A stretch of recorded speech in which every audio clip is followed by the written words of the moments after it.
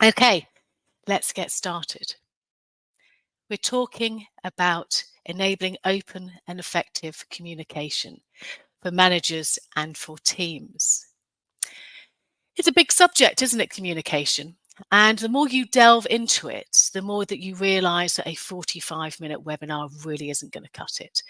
There is so much to the area of communication. Even now, we've just been communicating. Isn't it interesting how some people have communicated by telling us, where they are, where they're joining us from, and maybe a bit more detail. And some people are quite happy not to. And that's absolutely fine. We communicate in different ways. We also have different reasons as to why we communicate. Some of us have just communicated because we really are interested. We want to be part of a community. Other people have communicated because they've just been told to. So there's lots of ways in which we communicate, why we communicate, and in fact, the platforms which we use to communicate. It is a very, very complex subject. Hello, Jan from Munich. Hello, Maya from India. Wow, you see, people are still joining us. That's fantastic. When some people communicate, they get distracted easily. There's lots of ways in which we communicate, but how can we understand that a bit better? How can we do that to make sure our teams work as effectively as they should? But it is hard. I think when we do a lot of these webinars, we realize, don't we, that working together is difficult because we have to constantly work at it. And, we do too here at Belbin. I don't think anybody has got team working down to an absolute 100% right. It's difficult. I've just spent this morning in a coaching session because we know that we can always make improvements. We know that we can always work better together with others, and we can always communicate better as well. Hello, Campbell. Sorry.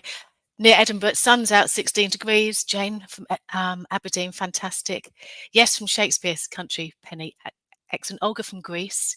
Carol also from Cambridge. I'll try not to be too distracted, but Tracy is on holiday, so I'm in charge of the chat today. Okay.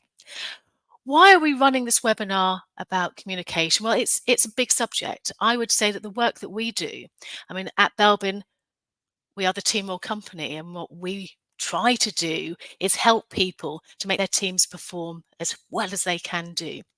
How do we do that? By using the Belbin reports, the language, and also by training people to be able to deliver the wonderful advice that the Belbin reports and the theory gives. But we also work with lots of teams. We also run lots of workshops.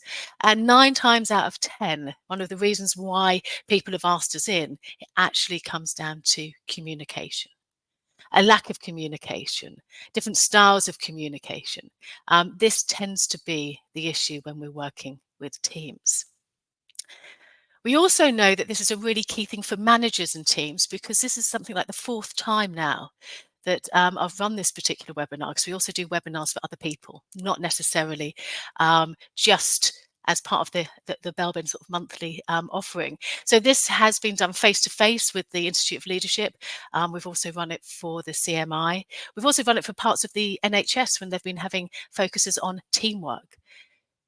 Communication is key. Now, just some stats for you, especially for those of you with specialist behaviours. 69% of managers, 69% of managers say that they're uncomfortable communicating with members of their team. And yet, 80% of our time at work is spent communicating in meetings, on the phone, and via email. So we spend so much of our time in communication mode, and yet 69% of managers say they're quite uncomfortable in that space. It's quite incredible, isn't it? Some of us obviously are far happier than others. This isn't everybody, but these studies are coming from Harvard Business Review. They're not made up. They're not BuzzFeed quizzes. There really is a situation here. I think a lot of this sometimes links back to that work we do about the accidental manager as well. As we promote people, we put them in positions where they're managing others, they're managing teams. But do we skill them enough with the ability to understand about communication? Are we training our managers up enough so that they have the skills they need to be able to do this?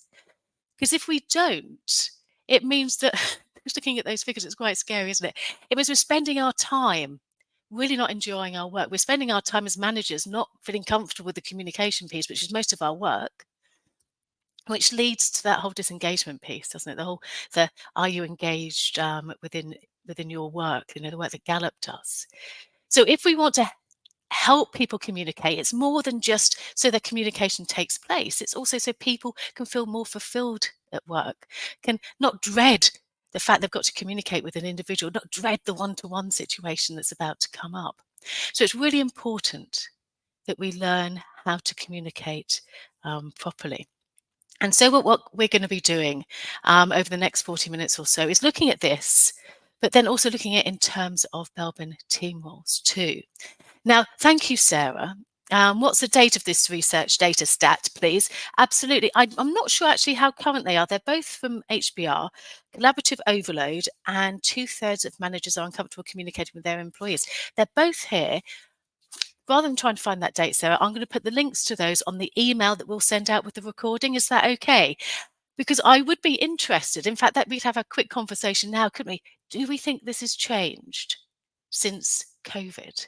Do you think this has changed since a lot of more of our work is hybrid? Or do you think that this is more indicative of a face-to-face working environment when we were all in the same space?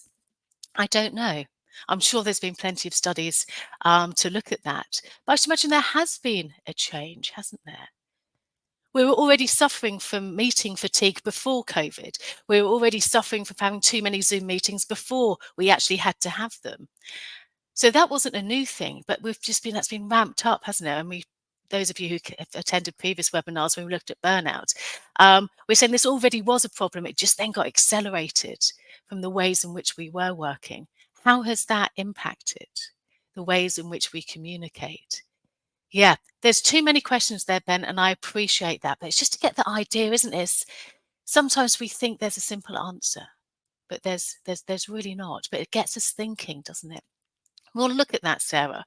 We'll look at the research and see if there is some more there. But I think,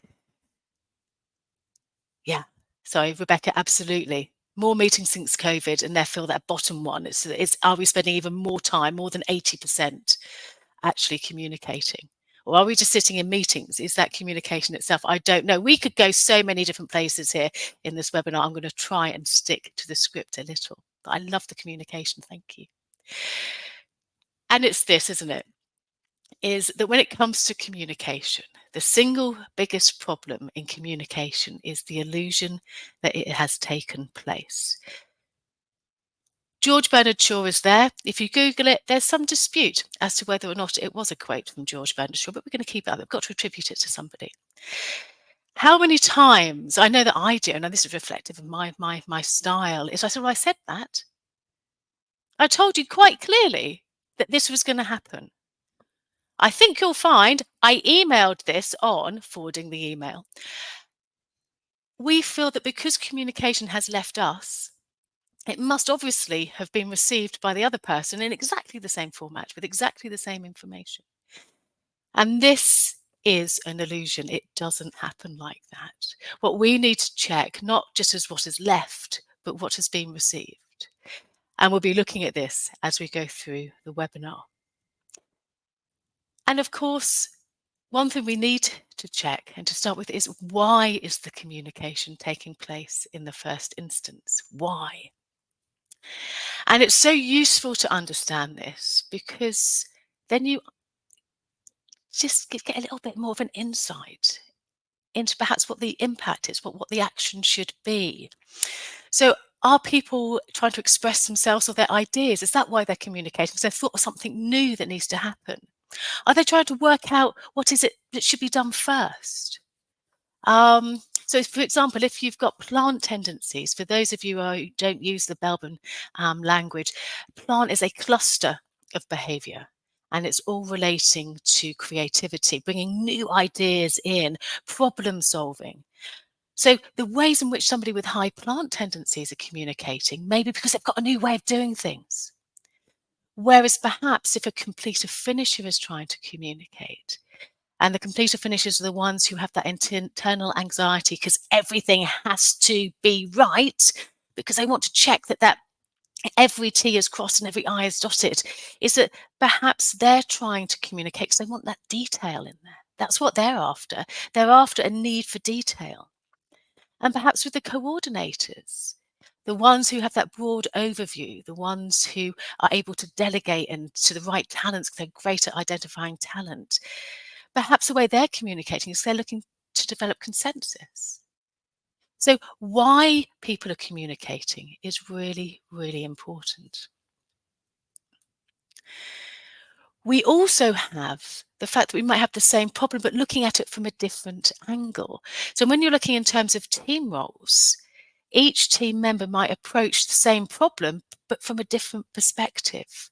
And then how that is received is going to depend on that individual as well. I've just put the icons here of the shaper, the tendency to want to just get things done really quickly, challenging, go, go, go. Or you've got the team worker, the empathetic one, the one who's got a listening ear and one who cares and deals with everybody as people.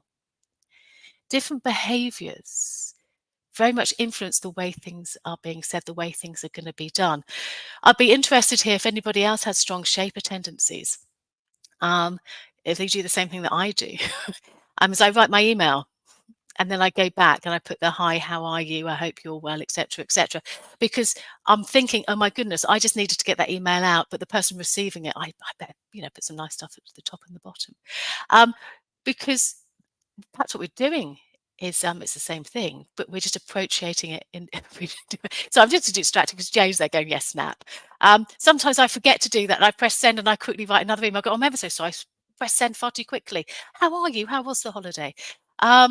Because very, very self-aware that that can happen. So our team roles really, really do have such an important part to play in the way that we communicate and the why we communicate. Now, of course, the context of how we communicate is really important as well. Now, Meredith did some great research here into the way that you communicate and you delegate tasks and responsibilities. It's in his third book, Beyond the Team. We're not going to go into that in detail, but that is important. When you're communicating, are you asking for a task to be done by an individual in a particular way? Or are you asking an individual to get to an endpoint, but you don't care how they get there? Are you giving them responsibility for the outcome? Because in that way, the way in which we communicate is going to be very different. Are we making sure that we've got other factors in there which are needed? Things like timescales. What does it look like when that has been done? And how are you communicating? How many times you said an email that should be a meeting or a meeting that should be an email? When have you thought, oh my God, that really should have been done on a one-to-one. I didn't need to include everybody else. Or when have you done, oh, it really been really useful to get everybody else into this conversation? Zoom meetings, we don't really need to say anything about that because we probably don't need to be in half of them. Are you communicating to a large group of people? Are you communicating within a team? So again, the context of the communication. Think about that first. They always say, don't they, if you have to rewrite an email 3 times, pick up the phone. We also have to think about context in terms of different generational contexts as well within the organization. I went on, I've just joined, I don't know if, don't do it if anybody, just don't. I've gone on to Instagram threads. I'm going to delete it because it's another waste of my time. But I've been looking at those and there was a whole conversation around the use of the thumbs up emoji, which I always thought meant okay. But apparently it doesn't. It's got some slight sarcastic twinge to it that you're going, yeah, all right. I didn't know that. So again, the context is important with in terms of the generation. Are you WhatsApping? Are you using an emoji? All of these things, there's so much to think about, isn't there? So what we do need to do is remember, what are we trying to communicate? With whom? The context of that, the channel that we are using. And most importantly, we need to think about the person we're communicating to. How are you checking understanding as well? I've just put that in there. We're going to get onto the team roles in a minute, but I thought these are quite nice things to look at. How are you checking understanding? How often do you say, did everybody get that? Thumbs up emoji. How many times did you say, right, is everybody clear? Oh, yeah, yeah, yeah, got clarity. What we tend to do, and it's the same when we use the objectives exercise, when we want to check that everybody's on the same page when it comes to the team objectives when we're running workshops, is if you really want to check understanding, ask them to tell you back again. Okay, so what is it that you are doing? Because remember, everybody's going to take something different from the communication, depending on, again, the context and the style, etc., etc. So check not by are you okay, but more check by what did we just communicate? What have we just agreed? And to listen to that as it comes back. And of course, if you've got 6 people in the room, you're probably going to get 6 different responses. So checking the understanding is critical before you go over. Right, I'm trying not to get distracted. I'm going to have a look at that in a minute, actually. And there's some wonderful conversations going on. Thank you. Thank you for communicating, because I think it shows to me that people are listening, and I love that. That's wonderful. Thank you. Right, no, come on. Take that resource investigator hat off. Okay.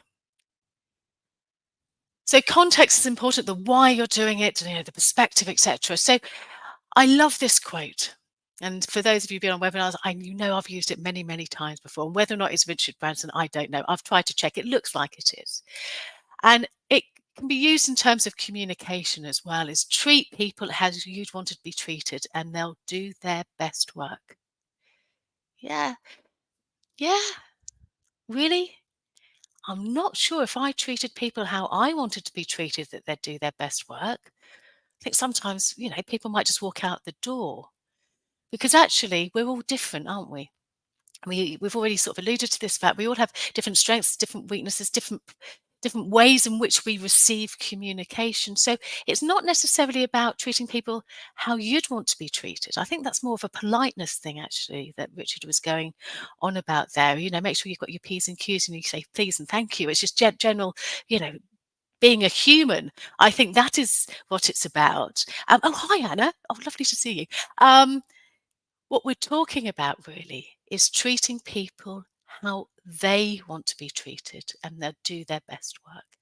Communicate with people how they need to be communicated with. And it's our responsibility for that, because communication isn't about sent. Tick my box, I've done that bit, thank you very much. Communication is about sending and also it being received. And to do that, we need to understand more about the people we're working with. We need to understand more about the way that they prefer to behave, the way they prefer to work. So it's important not to think, well, tough, I've communicated, off you go. You need to take responsibility for the communication to ensure that it has been received the other way. Fortunately, there is a wonderful framework that you can use to help you with this. And you might be surprised to know that the framework we're talking about here is Belbin. Belbin is a tool. It's a team tool. And the one thing that Belbin does, which means it really does aid communication, is that it describes the contributions that are needed for a team. It describes behavior. It describes what's being done. It is a verb. It is a doing word. Belbin describes a contribution. It is not a noun. It is not a label. It is not a thing. It is not saying I am a. It is saying this is the contribution that I need to make. So it's observable. Belbin team roles are observable. They're observable behaviors. A team role is one of 9 clusters of behaviors that's identified by Meredith Belbin in his research, and we know we need those in order for a team to be effective. Just getting distracted because I've remembered I've got to go and see Meredith after this webinar. Many apologies. Okay, we've got 9 different behaviors, and I know it's more than 4. It's less than 16. We've got 9 different behaviors, and the point is that none of us are just one thing. We are all a wonderful combination of all these behaviors and more. As Meredith said, there's an infinite amount of behaviors in the workplace, but he just found 9 clusters of them that were actually really, really, really useful when working with others. So we're a beautiful mix of all of these 9 behaviors. Now, it's a wonderful shorthand to be able to talk about the way that we behave. And that's why it's so great when you're looking at communication. Let me tell you a little bit more there.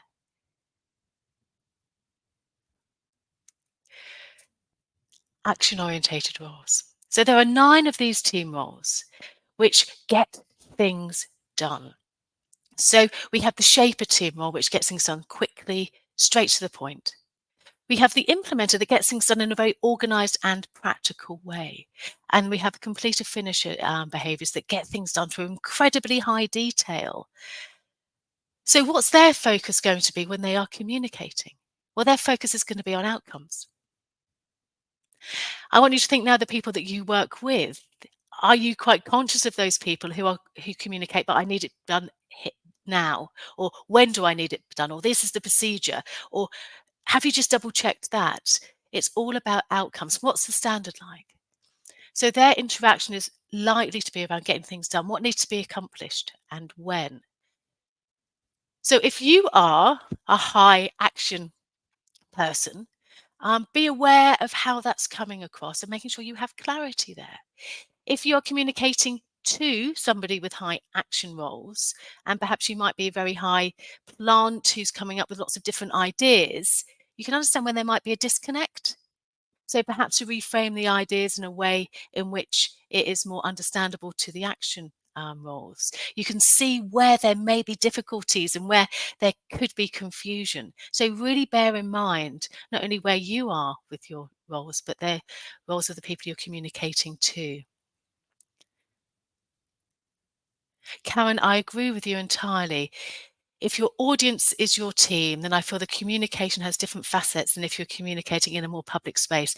Absolutely.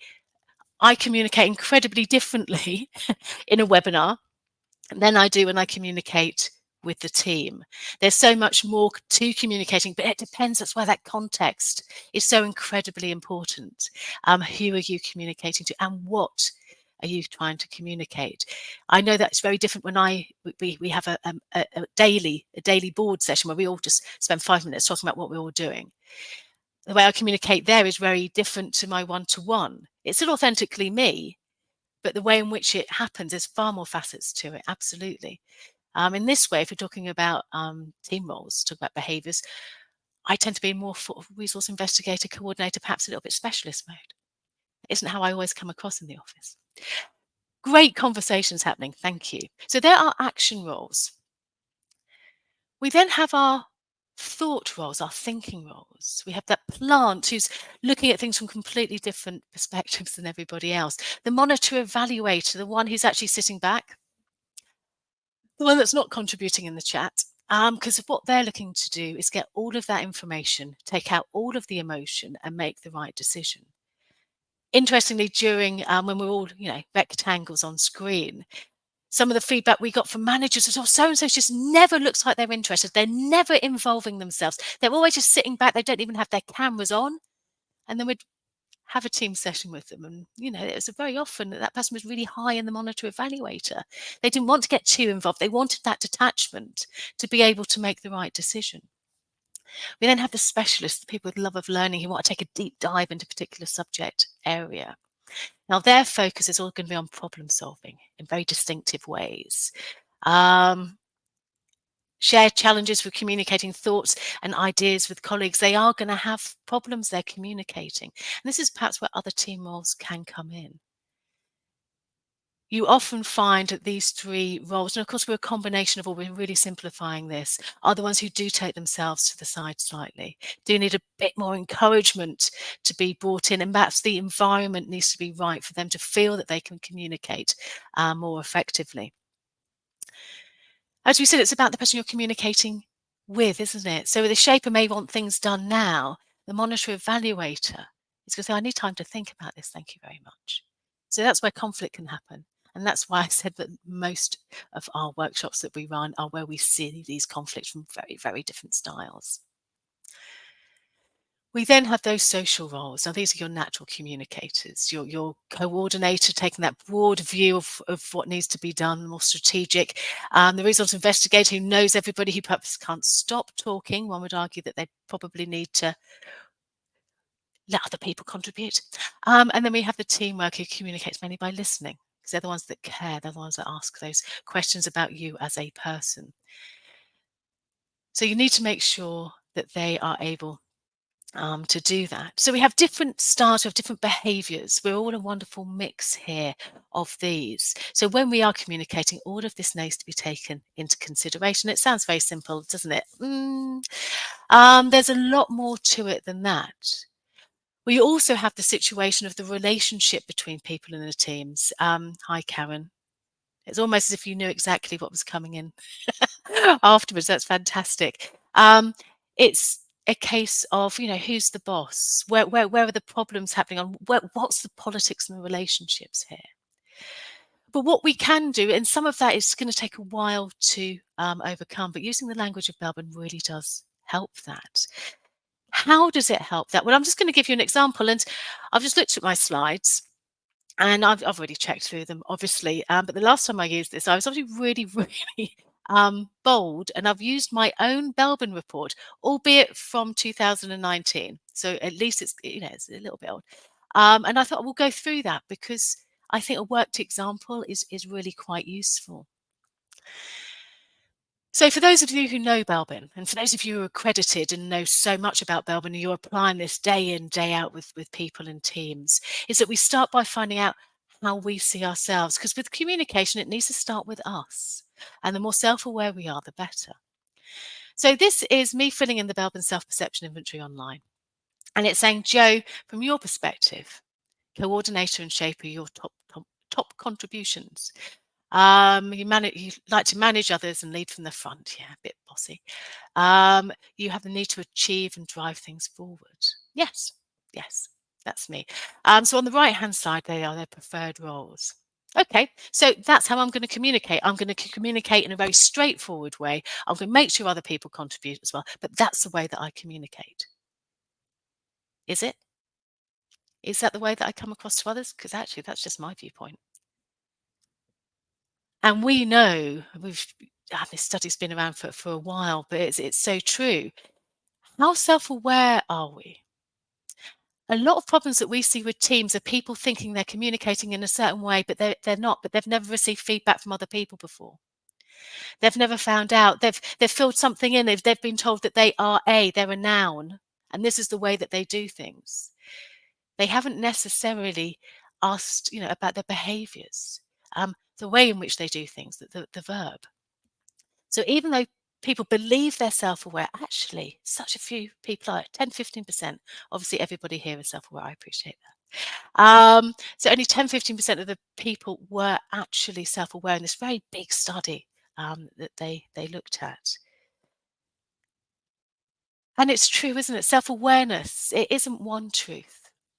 It's a delicate balance of two distinct, sometimes even competing viewpoints. So if we want to enable communication within teams, we've got to stop taking how we think we communicate at face value. We've got to ask others. We've got to get more viewpoints. And some of those viewpoints we may not necessarily agree with. We need to get viewpoints from people not only that we work with, but those who manage us, those that we manage. We need to understand our behaviors because we can see them because it's what we're doing from people that we work with. So we need to look at not only how you see yourself, but how others see you. And that gives you that opportunity, that beautiful opportunity to reflect, learn, to grow. You then have that enhanced self-understanding. And that's what we do at Belbin.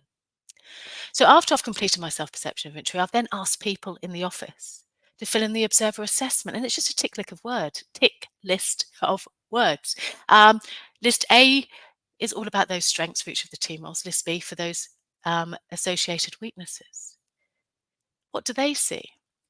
Well, that's right. They do see the resource. They see resource investigator. They see loads of it. They see quite a lot of the weaknesses as well, but that's okay. It's not overbalancing. It's not flipping over.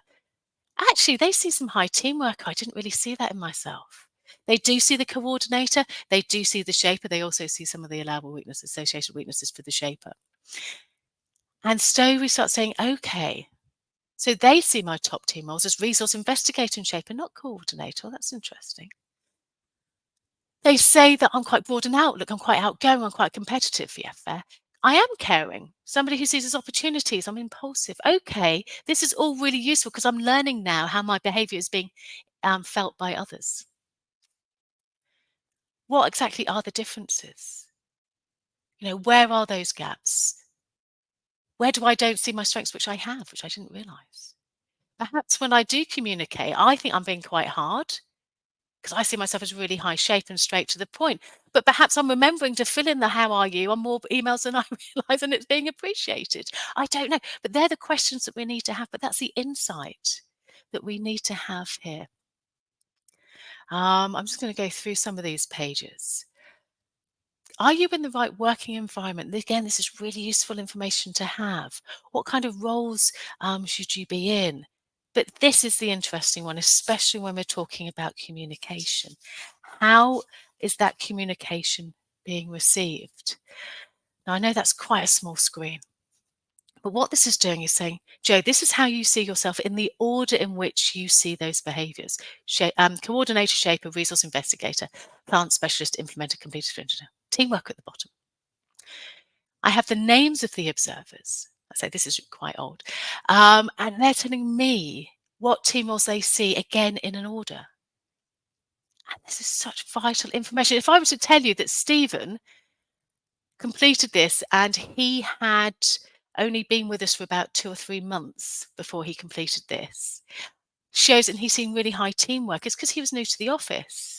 And how we alter our communication style. We alter the way we deal with people when they're new. We've just had somebody start. Nick, how exciting. I think it's on this webinar. Hi, Nick. Started on Monday. Hopefully he's seeing my teamwork really high now as well, because I am listening. I'm in listen mode. I'm in develop mode.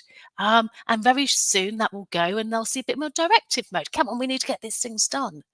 But looking at the relationship you have with people shows you how they are seeing and valuing your behavior. And this is so useful to have this when you're about to have a one-to-one with your teams, to understand which behaviors people are seeing is really useful information.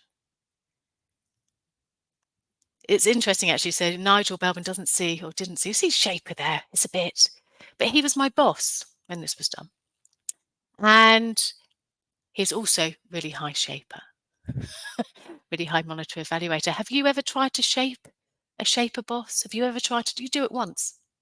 You no longer do it and you go into a different mode, because to get the most out of somebody who's really high shaper, you tend to go into more sort of coordinator role. I find myself doing that. So you can see that he sees different strengths than others. And again, it's talking about the relationship, but then that forms the way that communication happens. This particular page gives the depth that you need. It's all well and good saying, actually, I'm a really high shaper coordinator, resource investigator. And this is what it means from the theory. But what type of shaper, resource investigator, coordinator are the rest of the team seeing? This is a list of the words that they ticked about you. And you can see that the top word that people ticked about me was broad and outlook. And then it's outgoing. Then it's competitive. Now, that's a strength of the shaper. But when I did this, I was really surprised at how high it was. I mean, actually, I wasn't really, because it's just a fact. But what I don't want that to do is to influence too much the conversations that we have. If people think I'm always trying to compete with them, I need to make sure that that comes lower down for my own self-development, because I don't think that's a really healthy way to be able to communicate with people. But they also see caring, and yet teamwork is quite far down. So perhaps all of this energy and competitiveness is coming up, but they know that I care. Again, this is incredibly powerful. What type of those team roles are you? And this is when you sit there with your Belbin reports, and you will very rarely see two of them which are the same. Very rarely. In fact, I don't think I ever have, and I've been here 23 years. Because different people show different facets, different parts of these behaviors. And that's why it's so important that we're not using this as a I am a, but it's used as a guide that we can work out how we work with other people, because it's what people are seeing. It's those behaviors. So crucial information, you can then start working which words you want higher up, which ones you want higher down, higher up, lower down, as part of your development to see whether or not the way that you're communicating, your style, perhaps it's not working as it should. So how can you adapt that to be more positive? And you can check that and do this again in 6 months' time. Is that being picked up by people? Are those words you wanted to stop perhaps, clouding that relationship? Are they coming further down? Are the ones that you wanted to really enforce those relationships? Are they coming back up? And I said, as those of you who are accredited, you will really, really understand this and the way that you can use this for your teams.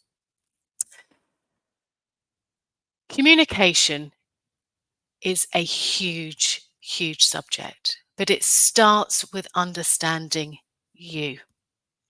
It starts with understanding not just how you think you behave and the contributions that you think you make, but also by finding out what other people think. And you start on that journey means that your ability to communicate, because your self-awareness is going to increase, your ability to communicate is going to increase, and your awareness of diversity in terms of behavior is going to mean that you are making a more conscious effort, a more conscious way of being able to communicate in that way. And our communication will change.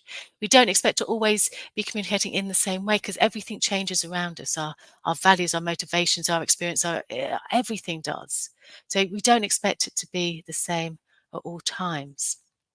Now, one other point, and I've just scribbled this on my sheet, is when we are talking about communicating. I don't know how many times I've said that actually during this webinar. Are you the best person to be communicating? If you're working within a team and you know that there is something that needs to be communicated with the team, depending on the type of communication it is, on the why it's there, on the way it's being done, is there somebody in your team who would do that a lot better than you? Because if we're in a high performing team where everybody understands the strengths and weaknesses of everybody, then surely we should be able to use those strengths as the team needs us to. So if we were to be perhaps communicating some bad news, for example, and hopefully you haven't gone down the communicating it via text to the entire company, but perhaps you are doing it on a team basis. Okay, of course you do have the structure and the politics and the who should be seen to be doing it. Maybe you can also do that with somebody else who may have caring higher up, who may be that higher team worker. Because what we want to be able to do is use the team's strengths to the benefit of the team. So have a think about the communication that's taking place. Are you the best person to be making that communication? In my situation, I know that very often I'm not. I'm quite good at that, open to everybody, more of a group communication. I'm not too bad on the one-to-ones. I could be a lot better. But I am awful at communicating detail. I'm awful at communicating process. I'm awful at getting that clarity. I can enthuse, I can inspire, but can I actually be really clear about what is required? Do you know I'm not the best person? And I know that, and I've tried it and I've adapted it. But perhaps instead of me just completely getting annoyed with myself, yet again failing when trying to say, well, actually, this is what the where we are with the project at the moment, is what we need to do is actually, I'm not the best person for that. Who in the team is able to communicate that better? So we're going again is why is the communication taking place? The style of it, but also who is the best person, because what is the objective of that communication? What is it that you want to happen after that communication has taken place? So very often we just do things, don't we? If we're the manager or we do this, we just naturally go along and we just take it. But perhaps we shouldn't. Perhaps we should look around the team for those strengths and have a think now of the work that you do, the communication that you do. Do you always need to be that person?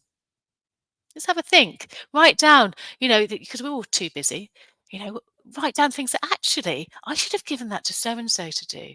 Or it could have been next time I'll ask so-and-so to give that to me too, because I could have done that far more effectively. It works both ways, doesn't it? Okay. So teams are about people, and it's not necessarily the skills you have within the team, but about how well they combine. How well they combine, because everybody is different, and we need to communicate that difference. We need to understand those differences. We need to appreciate that this isn't a disinterested. It's just trying to disengage to understand. We know that perhaps somebody listening like this is because they really care and they want to make sure that they get everything. We want to make sure that over talkative is because they're full of enthusiasm. There is a mute button. We need to really see how those combinations combine. If we have longer, or perhaps if you want to learn more about Belbin, there's also a bit about opposites, about these complete differences. And how do we best make sure those relationships work when you're seeing things from completely different viewpoints? And we need to do this, and we need to spend time here. Why are there so many people talking about teams? Why are there so many of us out there trying to help teams work better together? It's because we don't spend enough time on it. Simply putting together a number of people and expecting them to work as a team, it's just not enough. And we need to spend time right at the beginning here, working out the ways that we're going to communicate, working out the relationships within the team, working out the who does what, working out which behaviors are required at which point. All of this before we start on the work. One would argue that the bit at the beginning is the hardest work that there is, but my goodness, if you've been part of a really high performing team, you know that it's worth it, because the buzz that you get when you're working in that environment is phenomenal. Thank you. Thank you for your time. Thank you so much for the comments as well. Communication is a huge subject, and what we've tried to give you over the last 45 minutes is just a flavour of the questions that you need to start asking, a flavour of the fact that we're all different, the fact that we need to start with ourselves, but we also, most importantly, need to ask for feedback from other people. And we need to use that information so that we can maximise the chances of when we communicate for the other person to actually understand. Because that's our responsibility as well, isn't it? We need to make sure that we understand that. So thank you, everybody, for attending. You know where we are. We're at team@belbin.com. We're at belbin.com. This is our website. Please communicate. Please talk with us. Please reply to the email we'll send out tomorrow, which has got the recording and also the links to everything that we have done. Because we'd love to keep this conversation with you. We'd love to keep talking and communicating with you. Come to another webinar. We'd love to see you. So thank you so much, everybody. I'm just going to check.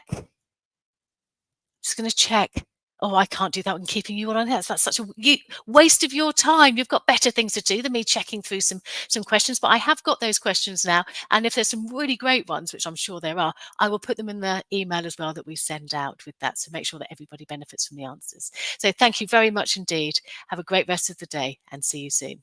Goodbye.